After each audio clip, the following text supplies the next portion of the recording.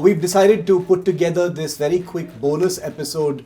We usually do one episode a week, but this is a bonus episode this week because Vishnu and I thought that drones is something everyone's talking about, Vishnu. Yeah. The Made in India drone story in Operation Sindoor is probably one of the biggest headlines in this operation. You can actually go to a particular area by day or by night.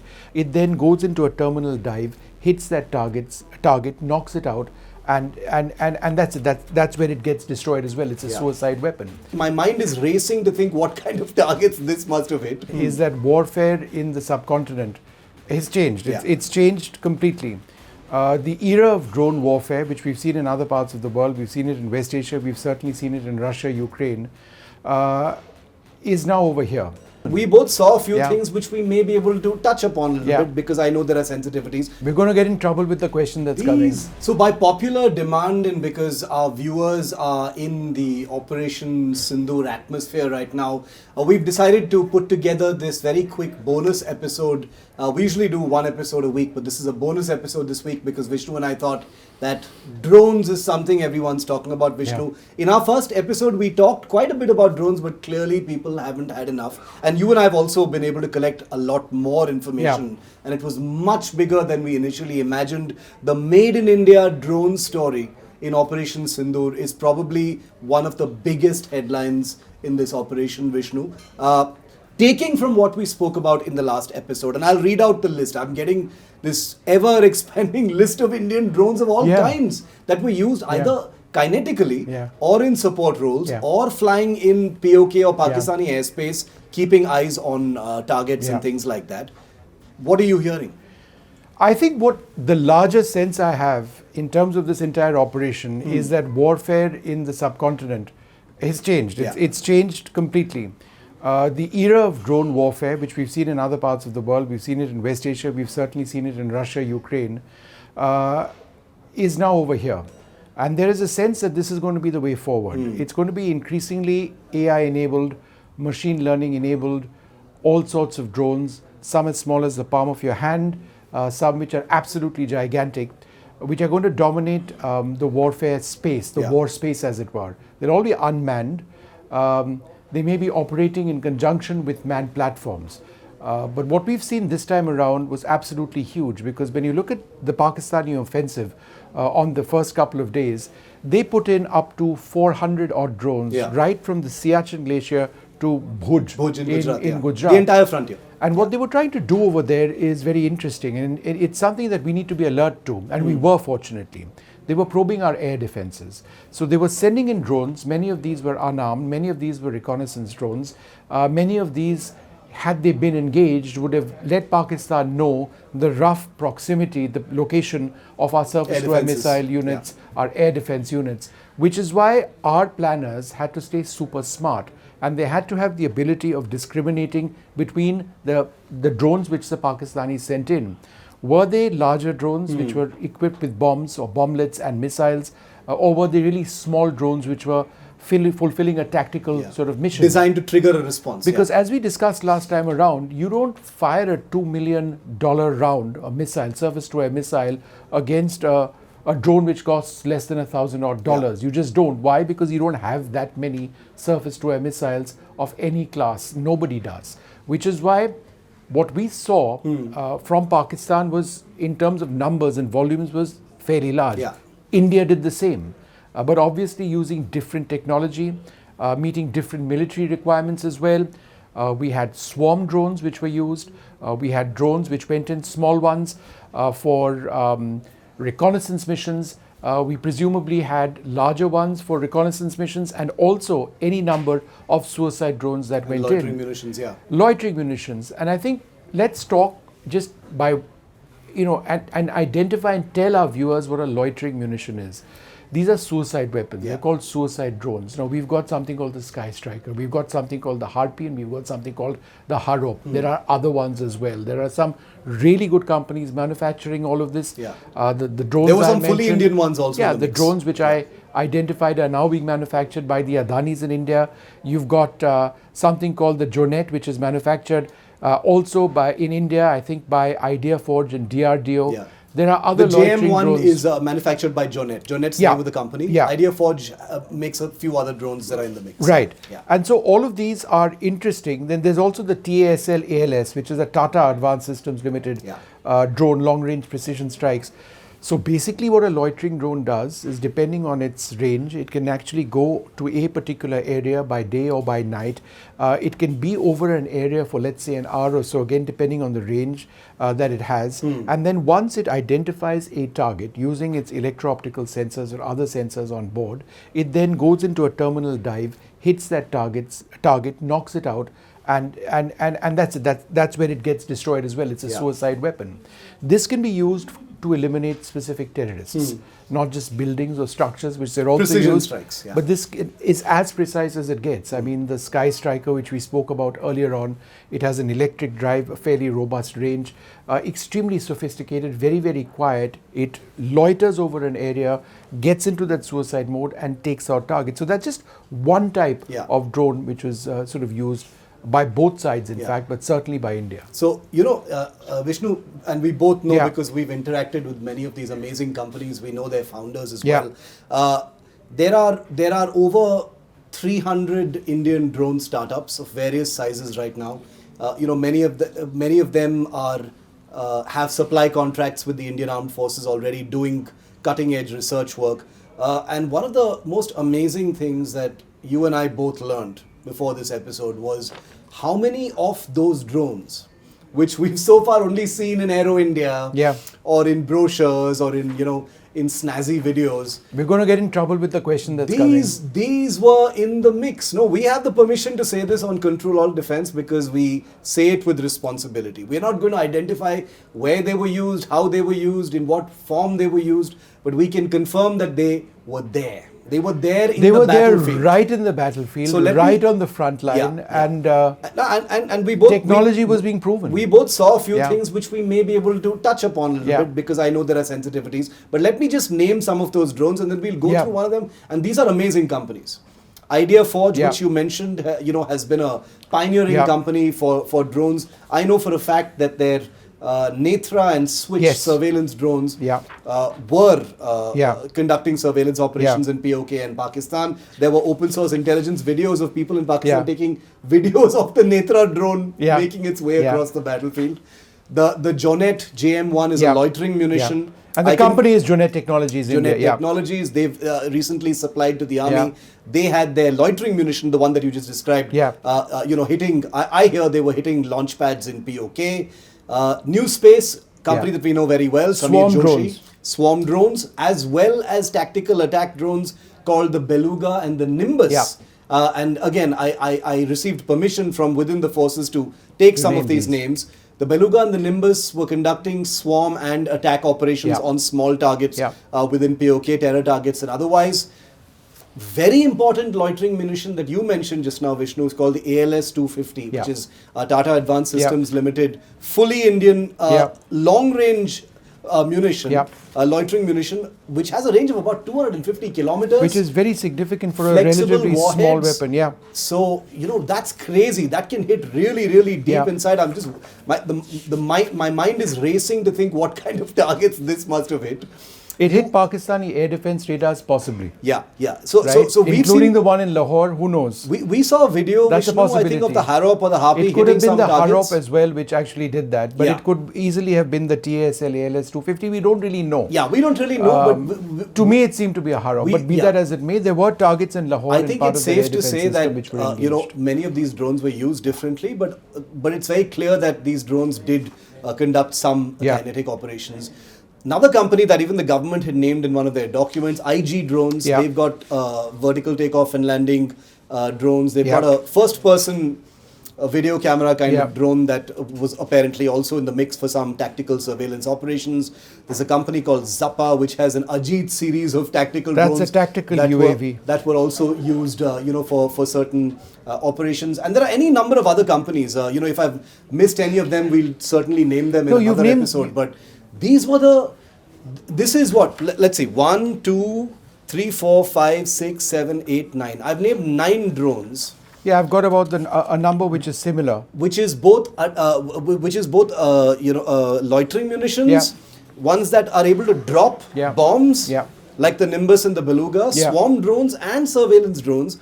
All of these guaranteed are made right here in India. The Sky Striker is an Israeli drone that's manufactured in India, but the ones we've named are all Indian designed, Indian-made drones. And this is the future. And you know, given the number of drones which were utilized, I think it's absolutely incumbent on the government to start procuring these by the thousands. You know, these are not as expensive as larger conventional weapon systems, which is why they are being used as extensively as they are in Russia and Ukraine. And you know, in having covered the Ukraine war, I mean, I've been there on the ground 3 times, on 2 occasions, actively covering the conflict itself, where I got to hear a great deal about the use of drones and the evolving use of drone technology. I think the broader point is that all of these systems fill a certain requirement. But I will tell you that in as much as these drones are being used, both India and Pakistan realize that they are vulnerable. They're vulnerable to being jammed. They're vulnerable to soft kill, you know, anti-drone guns, anti-drone nets, all sorts of things. It depends on how high they are flying, you know, the proximity. And there are also certain classes of drones which weren't used. So for example, as we know it, first-person view drones to take out infantry targets, like what we've seen on any number of videos in the Russia-Ukraine war, may not have been used over here. But what we've seen in the Russia-Ukraine war is absolutely crazy, where you've got daytime video of little drones following a soldier around, and then with the soldier having no place to escape, and then hitting that soldier, exploding and killing him. That sort of warfare perhaps did not take place this time around, but the technology certainly exists. But where manufacturers of drones in India will need to adapt further, and this is true of any drone manufacturer, is the use of jamming actively by the enemy, which means you're going to have to find a way around that. You're going to have to ensure that you have a more reliable way of communicating with your drone. In the case of drones which have a very limited range, you can use fiber, a direct line which controls the drone, so you're bypassing any form of jamming which takes place. That may also, those systems may also have been used. But I think when it comes to the drone in surveillance operations and also offensive operations, taking out tanks, taking out you know, semi-hard structures, it's absolutely huge. Think about what happened, Shiv, to the tank, which has been a mainstay of warfare since the First World War. And you saw some at the line of control. And I saw drones along with them, because surveillance was being provided by drones for all sorts of formations, including tank formations. In fact, I'm not saying anything controversial or a secret here, because they displayed it for us. So there's a drone here and there's a tank right next to it.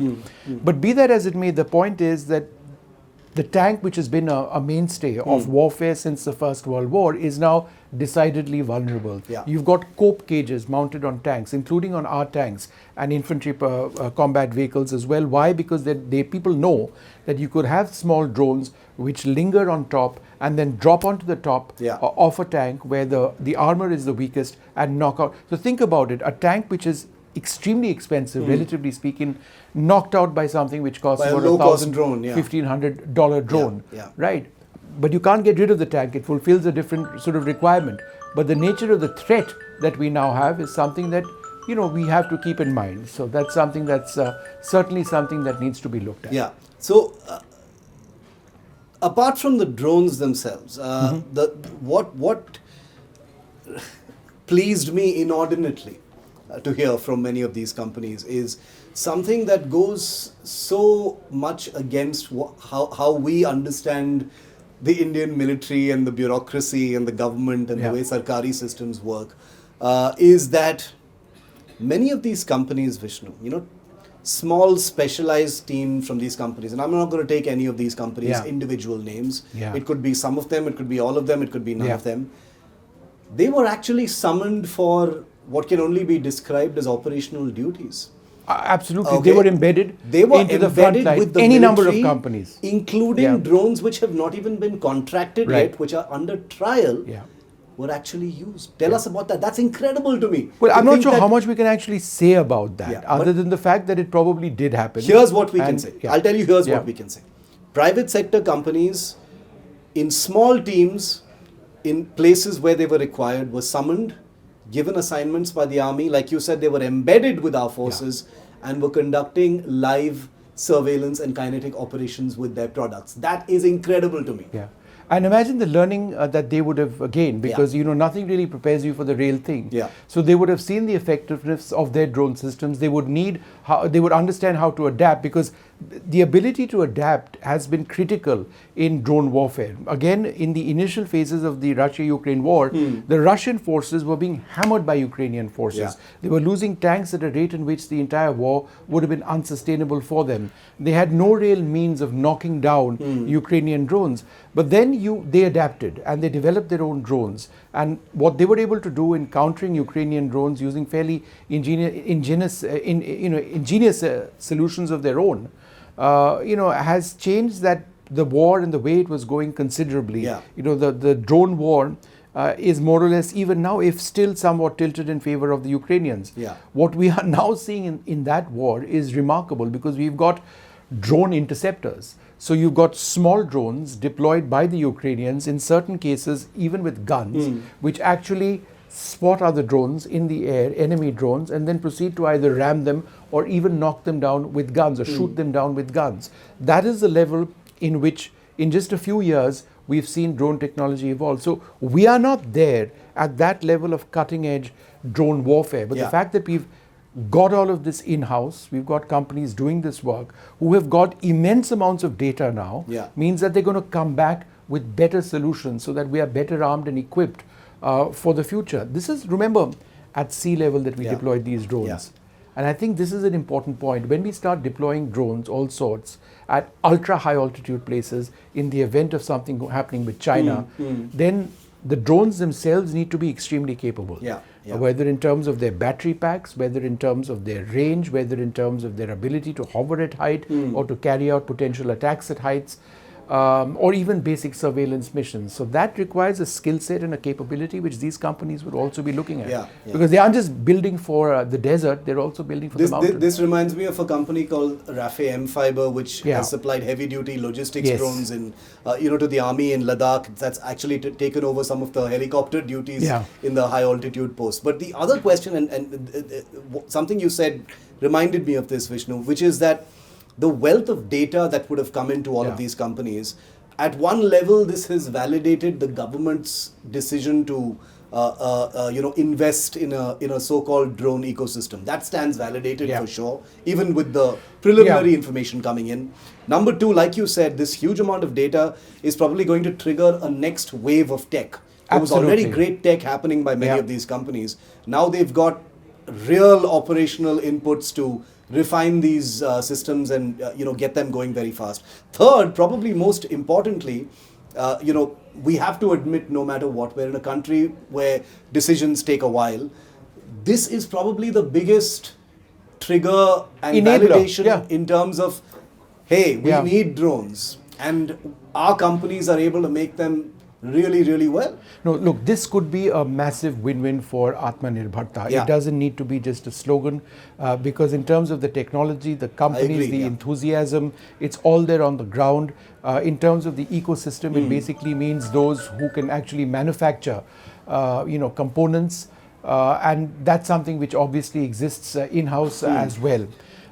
What we do need to understand is that the future is already over here. 50 years from now, Shiv, when you will still be a young man and I will not potentially be around, you will see the human involvement in warfare decreasing very, very substantially. I mean, we are already in a situation where you're looking at unmanned fighters in the air, right? You're looking at manned-unmanned teaming. In fact, we should talk about that concept as well.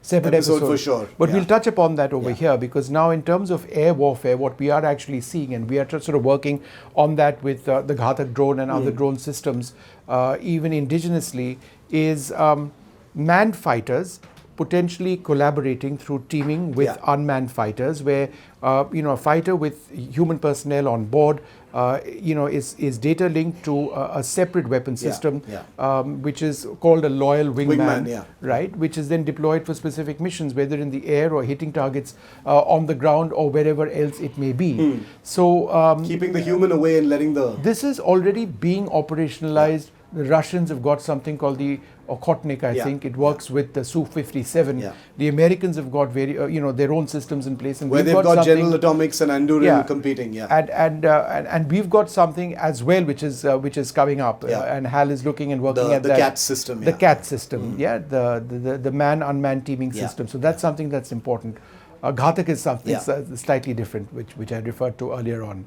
But that's very much the future. And so the basic point I'm making is that the future is here. Warfare is changing. It's not going to be the way we've seen it so long. And so any investment in drone technology, which providentially is by and large cheaper than conventional weapon systems, that's something everybody knows. The Pakistanis would be buying their own. Yeah. That's where we need to go. But is that going to happen is my question. Vishnu. It has to happen. It's not a choice. And the reason I'm saying this is because as a military culture for so long, we have harped so much on on manned fighters, the Tejas, so what the MRFA is going to be, whole new episode for that as well, which we will get into, and I have a feeling we'll have to do 10 episodes on that, but never mind. Could end up being our favorite one. It might end up being our favorite one, but how is our strategic culture or our combat culture going to shift to acknowledging that Sindoor has been a huge lesson in terms of that paradigmatic shift towards drone warfare? Can I just suggest it's already I think it's already happened. I think the fact that we saw the number of drones that Pakistan came in with, and the fact that we countered them with our own drones, meant that we were alert to the possibility that, look, this is something that's going to happen. We need to have a plan in place, which is why we had this massive Indian drone enablement. Indian drones were phenomenally successful. I'm not just necessarily made in India drones, but drones deployed by the Indian Armed Forces.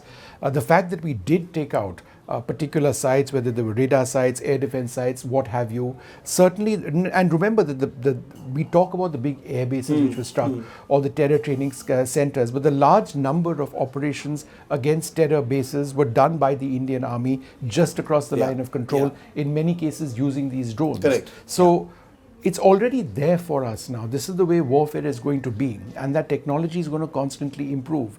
And you need to work on your defenses as well. We did a great job in defending against drones using low-cost, low-tech solutions. Yes. I spent a couple of days on the IB and the line of control in the greater Jammu area, as it were, Rajouri, Akhnor, Poonch, where I saw how low-cost solutions, including that L70 gun, Shiv, which we were talking about in episode 1. Oh, I heard those everywhere. and so Shiv, in fact, I must talk about this. I saw that, and it's strange that I haven't discussed this, and this is the first time I'm talking to you about it.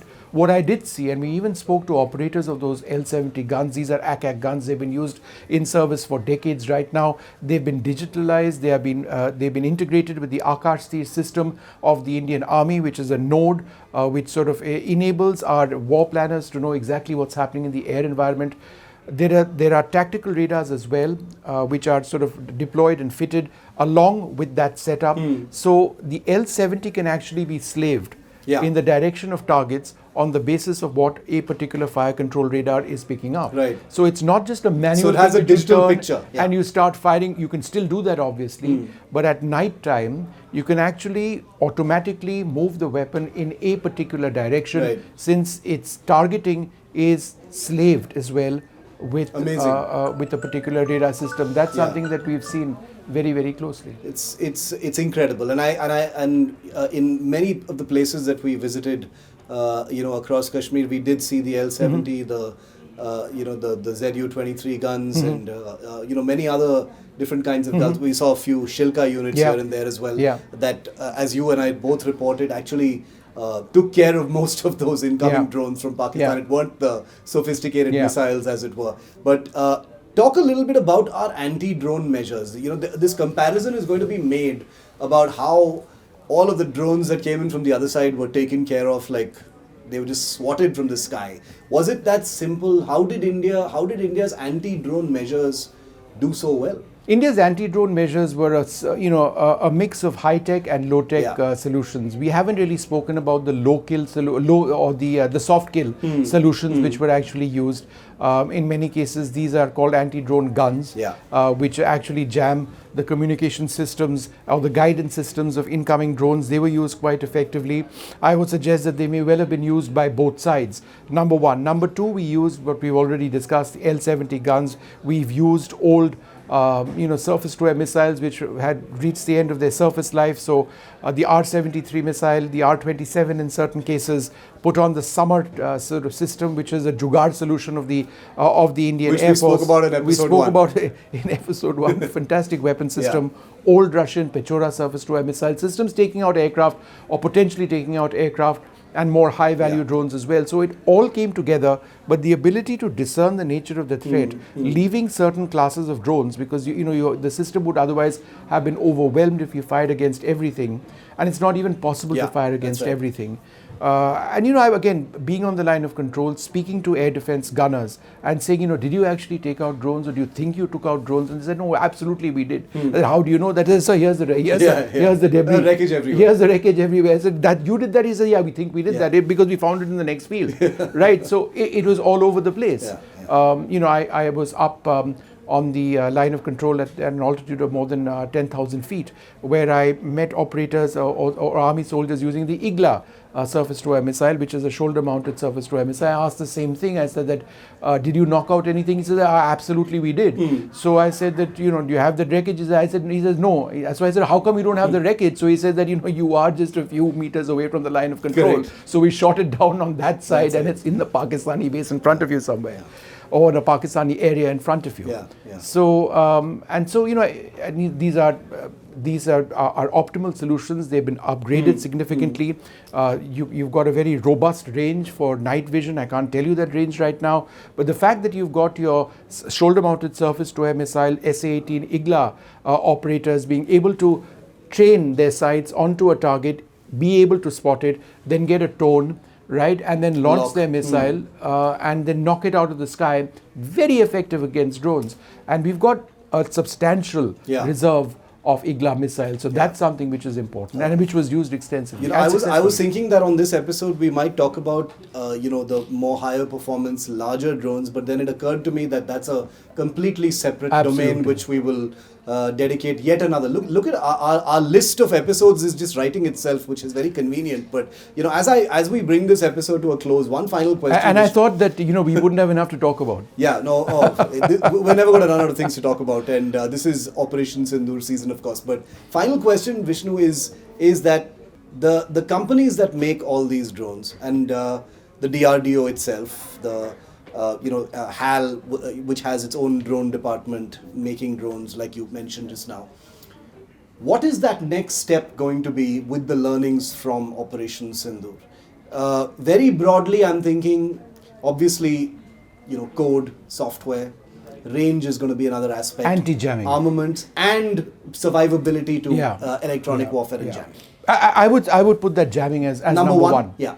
Because you need to have, jam resistant or if possibly jam proof drones going through. Key. And that is a game of frequencies, of radar frequencies, of jamming frequencies, of comms, of data links, all of that stuff. And all of that has to be made stronger and more resilient to enable these drones to actually, if these drones go through, they'll hit their target. The thing is that it's these jamming measures which it's the difference between success and failure. Look at what we actually did when our strikes went in to hit the Pakistani air bases. We jammed out frontline Pakistani systems so our missiles could go through. In the same way, we have to ensure that our own drones, right, are not jammed, or even if they are able to discern the nature of the threat and go through. It's going to be incredible, whether it is resistance to jamming. All the building blocks of these drones exist, and they've been proven, I think, in this combat, Vishnu, in terms of what they can do, what they're capable of doing in contested environments.